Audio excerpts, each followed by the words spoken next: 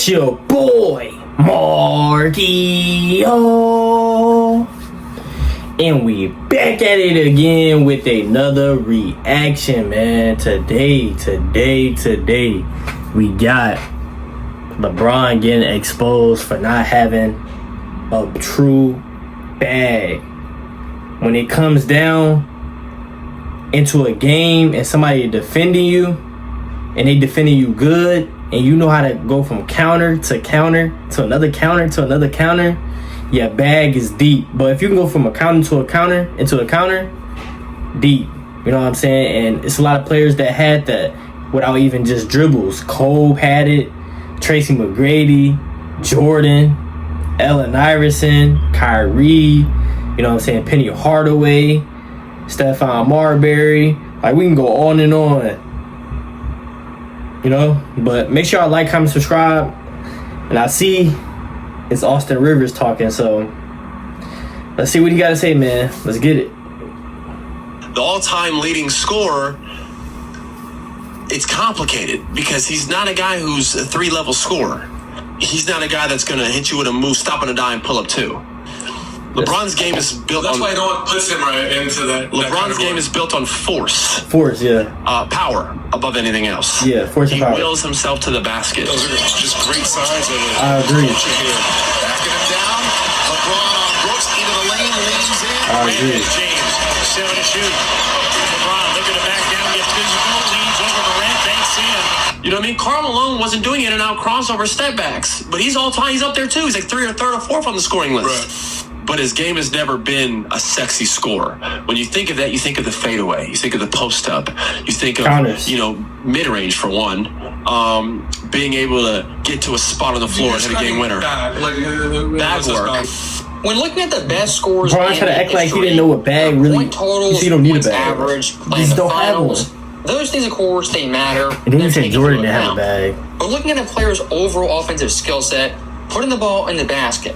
What matters to a lot of fans is that player's bag and how they get their points. Is it brute force, back you down, through an elbow, get a layup? Or is it more finesse, more refined, a bunch of pivots, fadeaways, up and unders? These more refined aspects of basketball that make a player more aesthetically pleasing. Hey, look at this, bro. That's not your type of shot. I think he's just out there trying stuff. He don't even practice. He don't practice this. He don't practice this, bro. That's not his flow. LeBron has no bag. In the entire bag debate, there's basically two camps. On one hand, some fans having a bag, it matters above all else. Having a bag being aesthetically pleasing is the most important thing to them when gauging an offensive player and how great they are on an NBA court. On the flip side, some fans say having a bag doesn't matter, and having skill moves, counters, up and unders, that to them means nothing. For me personally, it's quite simple. Having a bag isn't everything, but for the great players, cream of the crop players, having a bag can take you over the top, make you an even greater player. And look at the all-time scoring list, certain guys who don't have a bag rank higher on that list than other guys who are more offensively talented.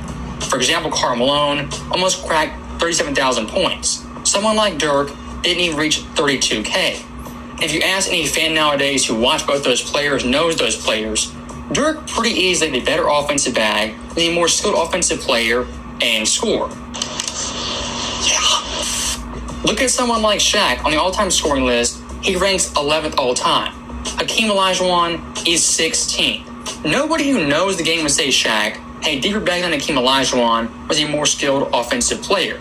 At the end of the day, Shaq all-time has more points. Again, his stats and numbers, they do matter to a certain degree, but watching the players play, their skill, their quote-unquote bag, that also matters. LeBron scored more than anybody, guys. All right?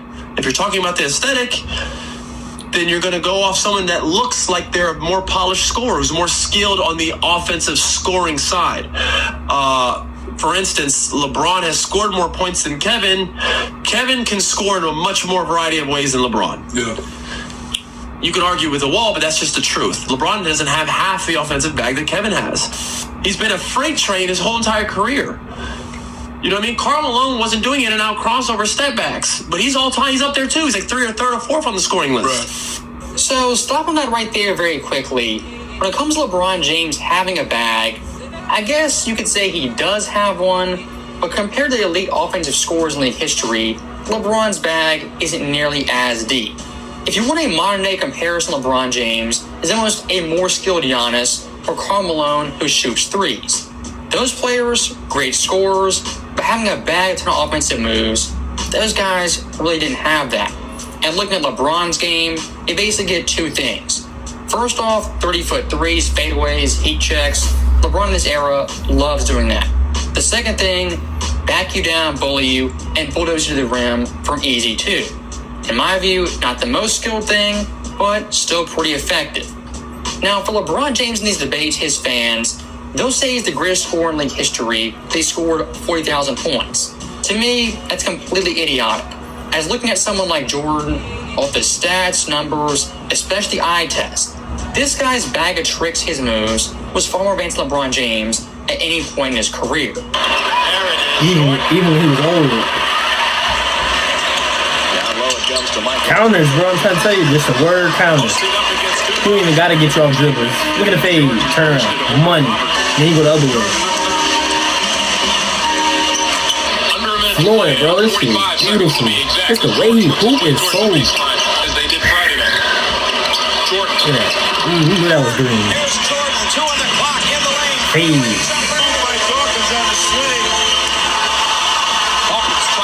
He just get to his spots, bro. That's all you gotta do is get to your spots. I know you worked on that all day. For someone like Michael Jordan, he passed the eye test with flying colors, and look at the numbers, they also back up MJ, the greatest scorer in league history. And watching MJ's absolute peak, 1990 and 91, this guy's a jump shooter was simply unreal. Michael Jordan 91, 46.6%. 1990, a staggering 51.4%. And both those years, 200 plus attempts. For LeBron James' offensive bag, why he's so limited in that area is his jump shot simply isn't that great. Looking at LeBron's postseasons with 200 plus jump shots, there's a total of 8. 2007, below 30%. 2011, 36. 2012, 35. 2013, 37. 2014, so 2014 was his best shooter. Absolute highest. 2015, 28.2. 2016, 34.1. And 2018, almost 40%.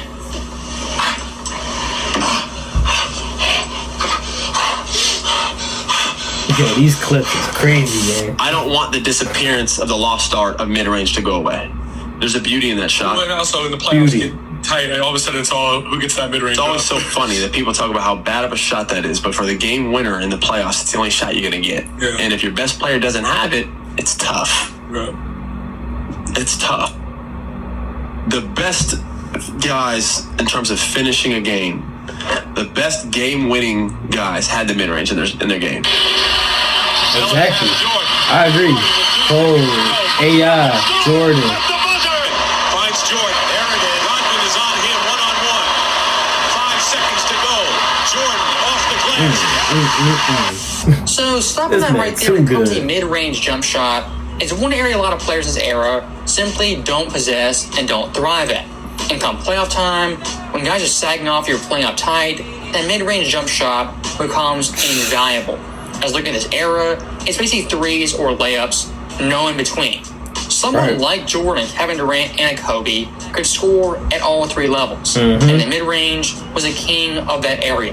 As looking through NBA history, they total 7 playoff runs ever with 100-plus mid-range makes. And out of the 7, 4 of them belong to Michael Jordan, 1990, 97, 98, and 91. Bro. And here's the insane thing.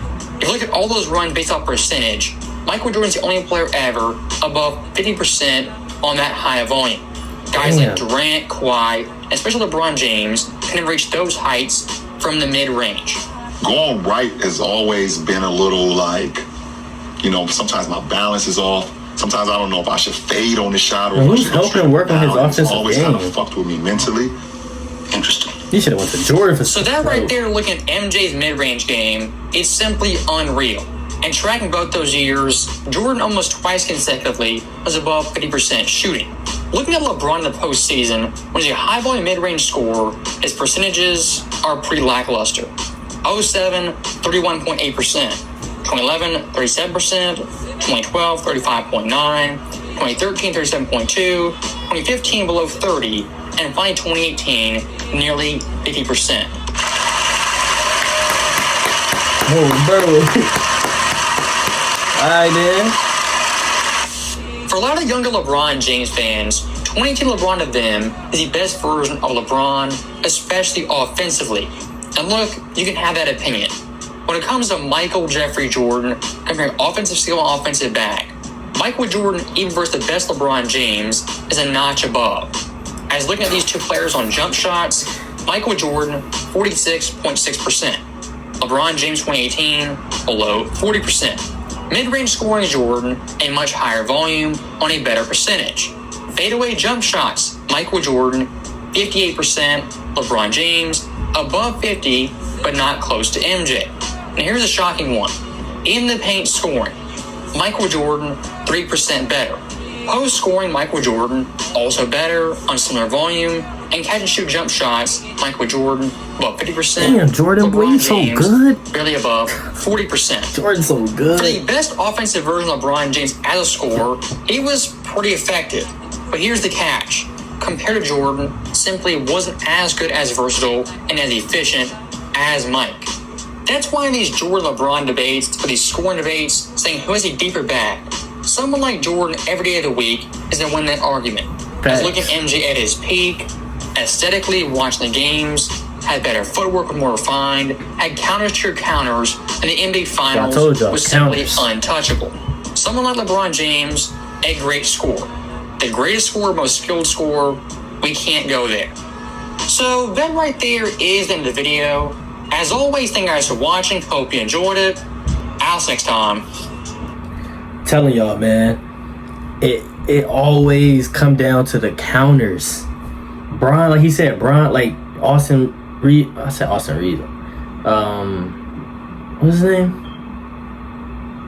I forgot his name. Oh, I got the brain fart right now. Austin Rivers. Like he said, LeBron James is like a force type of player. You know what I'm saying? He just powerful. He can't He can't do none of that. He only can If he he go he leading the lead in turnovers. But when he do this, he good. Mike can Mike got the whole package. And that's Bron problem in his game. He don't have the whole package. You know what I'm saying? He don't got. It's crazy. I would think Bron would have that mid range. He's 6'8", 2 something, big. He can get in the post like Melo. Hold that mother back here, jab on him. Money every time. He's strong enough. He can put a body on him. Fade. I just don't know why he ain't working on that. He working on trying to get bigger and bigger every year, bro. Work on your skills, bro. If Bron would have had a bag, Bron would be way different than what he is. If Bron had a bag, if he'd have went to Michael Jordan as want Michael Jordan to mentor him, his game would have developed. You see, Kobe ain't had no shame in his game. Kobe wanted to be like Mike. Yo, Mike, I need this help. Mike, I need this. Mike, what should I do right here? Mike. And Mike elevated his game. Kobe said he been sitting down talking to Mike. Before he even met Mike, he was asking different players about how Mike approached this. Boom, boom, boom. Like, come on, bro. Bro, he need a bag, bro. He need a bag. He don't got a bag. He said, what's up? Like, come on, bro. You should know yourself. You don't have a bag. You know. But y'all let me know down below in the comments, how do y'all feel about that, man? Do y'all think if he would have went and talked to Michael Jordan and not try to like, I don't know, I feel like he just moving a little different. Like, Kobe wanted to be better than Mike. Of course, LeBron, you want to be better than Mike. And Mike don't care. If you just come in for advice, y'all could have had a relationship. A big relationship. Your game would have escalate, you know, to a different level, you know. But y'all let me know in the comments how y'all feel about that, man. And I appreciate y'all so much. Hopefully y'all having a wonderful, blessed day, man. I'm happy to do reactions and just hear y'all opinions in the comments. I know I'm still in the beginning of of my reactions, of being known. You know what I'm saying? I do get a decent amount of views and stuff, but I just want to start a community. You know what I'm saying? If you rock with me and you mess with me, man, just hit that sub button and hit that notification button, because I'm dropping videos every day. And y'all just let me know in the comments down below what should I react to and everything, man. God bless y'all. I hope a miracle continue to keep coming y'all way. If y'all going through anything, just pray to God and just continue to keep living life to the fullest, because your time is coming. You know what I'm saying? So I'm gonna see you on the next video. I'm out.